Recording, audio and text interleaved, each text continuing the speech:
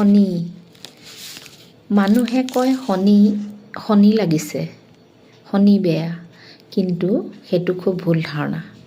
শনিয়ে মানুহক বহুত ওপৰলৈ লৈ যাব পাৰে, বহুত ওপৰলৈ লৈ যায়।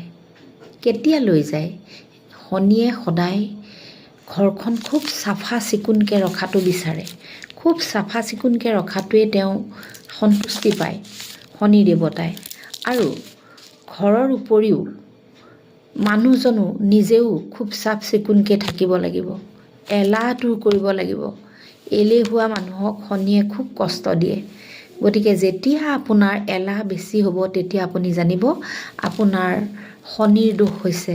গতিকে শনিৰ যেতিয়া দোষ হয়, তেতিয়া কি কৰিব? শনিৰ দোষ হ'লে চাকৰক, আপোনাৰ ঘৰত ৰখা চাকৰক আপোনালোকে সেৱা কৰিব, খুব সেৱা কৰিব লাগে চাকৰক। তেতিয়া শনি দোষ আঁতৰি যায়। গতিকে খুব চাফা চিকুণকৈ ঘৰখনৰ লগতে নিজেও থাকিব লাগে, আৰু তেতিয়া শনিয়ে কেতিয়াও শনিৰ দোষত নপৰে। গতিকে নকৰক, চাকৰক সেৱা কৰিব লাগে যথেষ্ট পৰিমাণে, তেতিয়া শনি দূৰ হয়, শনিৰ দোষ।